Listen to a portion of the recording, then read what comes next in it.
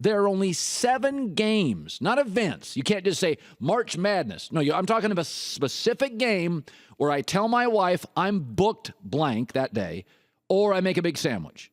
Number 1 is the Super Bowl. The Super Bowl is the must-watch event of my year. It's the most important event of the year. I never miss a minute of it. The second most important thing is conference championships, AFC, NFC. I will watch regardless of teams. I don't care if it's Cincinnati, Kansas City, and the AFC. I'm going to watch those every year. The third most important thing is the college football national championship. I won't watch all the bowls. I would probably watch all the games in the playoffs, but not if they keep monkeying around with New Year's Eve. I will watch the championship on Monday. The fourth thing, and this is personal for me, and this has happened over the last 10 years, men's World Cup team playing in the World Cup. Like if I said, okay, they're in, Group B and they play Italy and it's Saturday at 1, that trumps virtually everything except the Super Bowl, championship level play in the NFL, and the college football national championship. So a men's World Cup soccer World Cup game, a big game. We're playing Portugal, 3 o'clock Saturday. I'll make a schedule. I'll tell my wife. I'll make a big sandwich. But number 5, Holly Holm, Ronda Rousey. That, like Starbucks, is pretty amazing. That did not exist when I was 9. That did not exist when I was 19. That did not exist when I was 29. That did not exist when I was 39. That is a new phenomenon. That's what's impressive to me about UFC. It's become Uber to taxis. It's replaced boxing.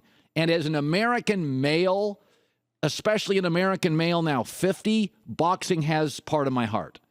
I went to so many big fights. I watched them as a kid. I remember watching JP Patches. Ali beats Foreman. They announced it on a cartoon kid show.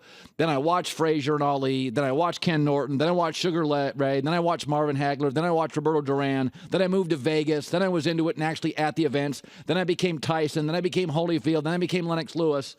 It just all died. It disintegrated.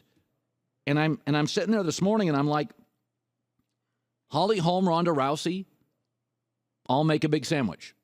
I will tell my wife I'm busy Saturday night. The only 2 other things, because everything else is conditional. Triple Crown race, horse racing, conditional. World Series, baseball playoffs, totally conditional. If the Cubs are playing at Wrigley in a playoff game and they're supposed to be good this year, I'm watching that. If the Yankees play the Cardinals, World Series, I'm watching that. Mostly a big Yankee playoff series, I'm watching that. World Series with the Cardinals, the Yankees, the Dodgers, I'm watching that. San Francisco Giants, I like the ballpark, I like the feel, I like Bruce Bochy, I'm in on that. But if it was Atlanta, Tampa Bay, I'm not watching. So I would say the last 2 are NBA final deciding game, that's definitely there, game 6 or 7, regardless of the teams, I'll watch the deciding game in the NBA finals, and I'll watch number 7 in the last one. I go back to football, and if it's a huge rivalry game in college, Ohio State, Michigan, Florida, Florida State, something like that, USC, UCLA, Notre Dame, USC, Ohio State, somebody, or a huge NFL game. Brady, Manning, now kind of Cam, Russell Wilson, Brady, Andrew Luck. Maybe it's the Dallas Cowboys, Romo, Aaron Rodgers. That would be my number 7.